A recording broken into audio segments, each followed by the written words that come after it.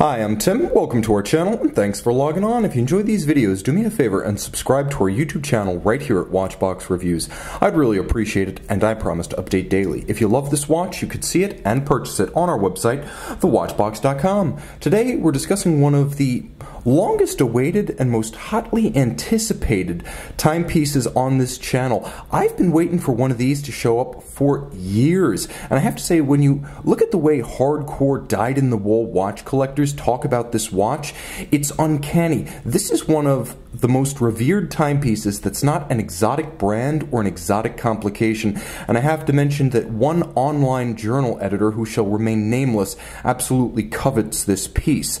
This is the 2008 Chanel J12 Caliber 3125, and it's significant because it's the Audemars Piguet powered ceramic watch from Chanel. 42 millimeters in diameter, the watch is a combination of yellow gold and black ceramic on my 16 centimeter circumference wrist. The timepiece is easy to wear. It's a compact 42, but it does have an impressive presence. It's not thick at 11.2 millimeters thick. It'll slip underneath any cuff, so as any quasi-dress watch, sports watch hybrid should, this one will fit underneath any cuff, including a tight dress sleeve. The watch is broad, however, across the wrist. Lug-to-lug, it's 48.5, which is an easy dimension to wear, but if you actually count the solid end links of the bracelet, you find it has a more imposing stance of 57.3 millimeters. Don't consider it a 57.3 though, because that's the span of an IWC Big Pilot, and this does not wear like that.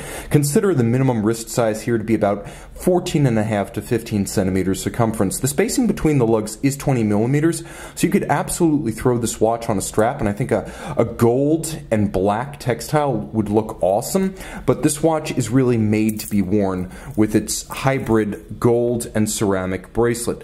The interesting thing about Chanel ceramic is that it's effectively done in-house.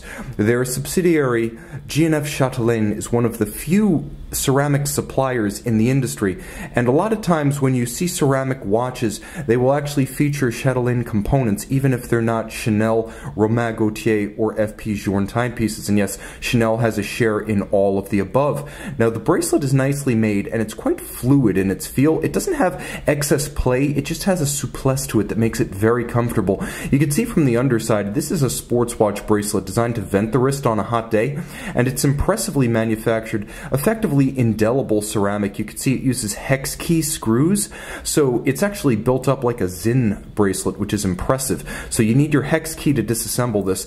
And if you've wondered where that leaf spring style clasp used by Richard Mille comes from, that's right, Chatelaine, they are the supplier, and this is effectively an in-house titanium and gold clasp from Chanel's own supplier. The leaf spring will allow it to spring open and also pop and hold shut. So it's an interesting combination of ceramic, the titanium leaf spring, and then yellow gold. Now you can see that there's a little mark on the bracelet right here, and occasionally you'll see marks like this on a ceramic watch. That's not a scratch. That's a piece of something else metallic that got on the bracelet and effectively wore off onto the ceramic rather than making a mark in the ceramic, which is 1800 Vickers, about 6 times as hard as steel. That can be removed with a pencil eraser, and I'll probably do that after I showcase this watch. The case band itself is simple and slim, relatively unadorned. The original J12 came out in 2000. It was designed by a gentleman named Jacques Hallot, and he wanted something that was unitary, strong, simple, and enduring. And the watch still looks very contemporary for something that was designed in the horological Stone Age of the year 2000. Not many watches from that era have aged this well. You can see the crown likewise yellow gold and ceramic, and then there's a interesting unidirectional rotating yellow gold bezel with the ceramic insert. So it's a unidirectional rotating dive style bezel, but the watch with screw down crown is 50 meters water resistant. So it's not a dive watch, even though it has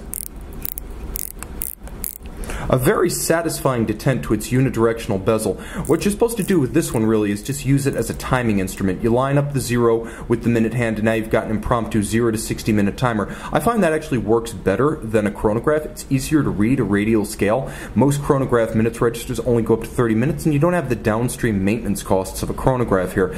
You also have that scratch resistance of the ceramic insert. The dial is more detailed than I expected. Principally, it's a matte black, and you can see there's a sloping Rayhaut or flange that drops down, visually unifying the dial base with the bezel.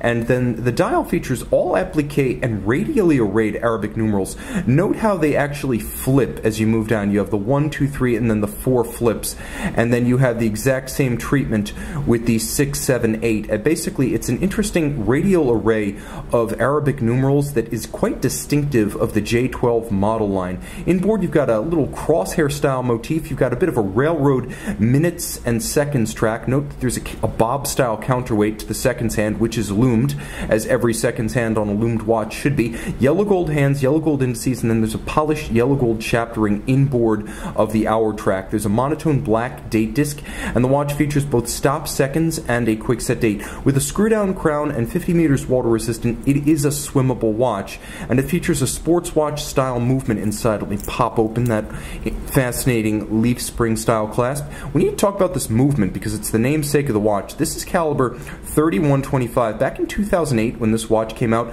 no one anticipated that Audemars Piguet would become a movement donor to Chanel watches. But that's exactly what happened, and I'm hard-pressed to think of any other watch that features the Audemars Piguet 3120 base. I've seen APRP, the high-end branch of AP, make custom movements for other brands, but I've never seen an AP movement transplanted into a different brand watch. You will note it features all the mechanical refinements of the AP caliber. 21.6 beat rate with an enormous balance, so it has huge inertia.